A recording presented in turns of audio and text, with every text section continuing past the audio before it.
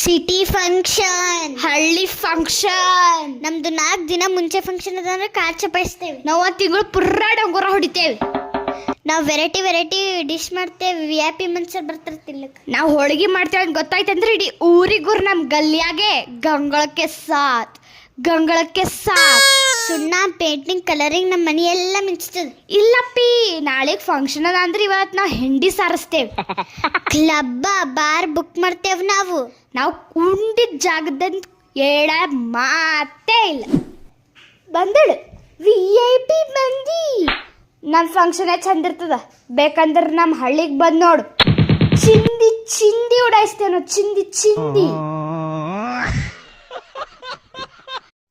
ಜರ distance maintain ಮಾಡಿ ನಾವು ಸೌಕರ್ಯ. ನಾ ಬಿ ಇಟ್ಟು ಹೊಂಟಿಲ್ಲ, ನಾ ಬಿ ಗರಿಬೇ ಇದ್ದ. ನಾವು ಪ್ರೈವೇಟ್ ಸ್ಕೂಲಿಗೆ ಹೋಗ್ತೇವೆ. ನಾವು ಸರ್ಕಾರಿ ಶಾಲೆಗೆ ಹೋಗ್ತೇವೆ. ಗೌರ್ಮೆಂಟ್ ಸ್ಕೂಲಿಗೆ ಏನಂತ ಹೇಳಿದ್ನಿ? ನಮಗೆ ಕರಿಗೆ ಬಸ್ ಬರ್ತದೆ. ನಾವು ಪ್ರಿನ್ಸಿಪಲೇ ಬರ್ತಾನೆ. ನಮ್ದು ದೊಡ್ಡ ಬಿಲ್ಡಿಂಗ್ ಅದ, ಅದು ನಮ್ಮ ಅಪ್ಪೆ ಕಟ್ಟಾನ. ನಾವು ಚಂದ ಡಿಶ್ ತಿಂತೇವೆ. ನಾವು ತೊಗರಿ ಪಲ್ಯ, ಹಿಂಡಿ ಪಲ್ಯ, ಹಿಟ್ಟಿನ ಪಲ್ಯ ಎಲ್ಲ ತಿಂತೇವೆ. ಹಿಟ್ಟಿನ ಪಲ್ಯ ಏನ್ ಹೇಳ್ತಿದ್ದೆ ಹೇಳಿ? ಹಿಟ್ಟಿನ ಪಲ್ಯ ಯಾಕೆ?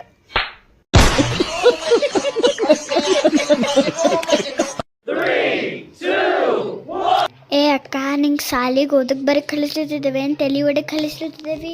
ನಿನಗೆ ಯಾರು ಹೇಳೋರು ನಾ ಪಾರಂಗ್ ತಲೆ ಒಡೆ ಬಂದಿನ ಅಂತ? ಯಾರು ಹೇಳೋರು ನಿಂಗೆ? ನಾ ದುಕಾನ್ಗೆ ಹೋಗಿದ್ದ, ಎಲ್ಲರೂ ಸೇರಿ ಹೇಳೋತಾರ ನಿಮ್ಮ ಅಕ್ಕತ್ತೆ ಒಂದು ಪಾರನ್ ತಲೆ ಹೊಡೆದಳಂತ.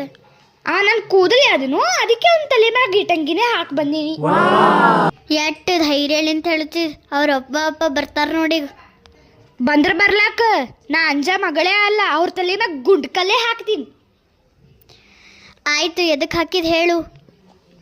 ಅವ ಕ್ಲಾಸಿಗೆ ಟಾಪ್ ಬಂದೇನು, ನಾ ಫೇಲ್ ಆಗಿದ್ದ.